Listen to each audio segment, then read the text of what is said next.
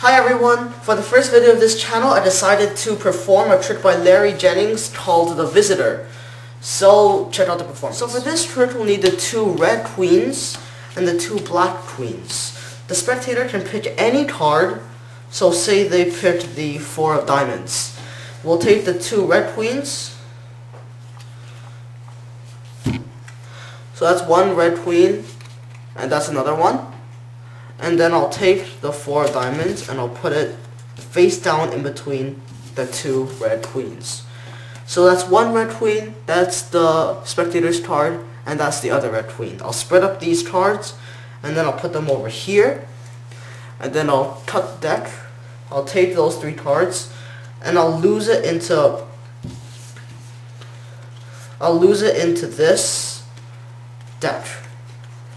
So now those 3 cards are lost. I'll put it over here. I take these, put the black queen, on top of the deck. Then we'll flip them over. And then if I snap, the 4 of diamonds has appeared in between the 2 black queens. And now if I flip over those cards and I snap, those cards the 4 of diamond has disappeared, and then it is no longer in between the 2 black queens. But where did the 4 diamonds go? Well, if I spread out the deck, we can see that the 4 diamonds is where it always was, in between the 2 red queens. The key to this trick is to make sure the audience believes that their card has traveled from in between these 2 queens to those 2 queens and then back. So let's just say that the audience picks the 4 of hearts. What you're supposed to do now while they're looking at their card is you catch a thumb break below the top card of the deck. You get the 2 queens and then you steal that card. So now, and then you just do this, and then you just stole that card in a traditional sandwich load. So this card, you don't have to know what it is, it's just...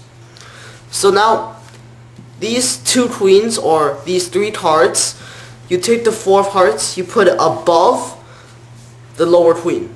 So it's the lower queen, the spectator's card, that indifferent card, and then the top queen. Make sure that you let the queen and that card be perfectly aligned, or the audience will be able to see what's going on. So now you have it, you're holding it like this. You take the deck, and then you put 1 queen here, the spectator's card there, and then the queen and that card over here. Afterwards, you just push the queen in, and then you lift up the other queen and the indifferent card. And then you take those 2 cards and you place it over here. But it's okay to let it it's okay to let the bottom card flash a bit, because you want the audience to believe that it's actually 3 cards.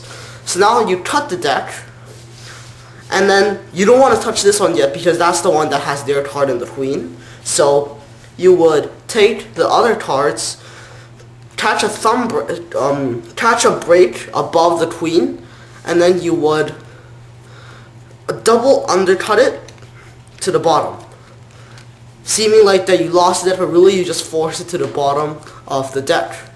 See, that's the queen, and then you force it to the bottom of the deck. So, and then you take this deck, you get the 2 black queens, 1 here, 1 there, square it up, and then you lift up the first 4 cards while letting the audience believe that you're only flipping over the 2 queens, and you flip all of that over. So you flip the top 4 cards over. Afterwards, you just snap, and then you see that their card has appeared in between the 2 black queens. Now this is important because you don't want to reveal that this is actually a red queen. So what you would do is just make sure that their card hides the top pip and your hand covers the lower pip. So it looks like 2 black queens. And then you would, while you're storing up these cards, you catch a pinky break. You catch a pinky break below the top card of this pile, square up the deck, and then you flip over those 4 cards, and then you snap again and see that their card has disappeared. Then quickly take this deck and then spread out the deck, saying that their card has returned in between the two red queens.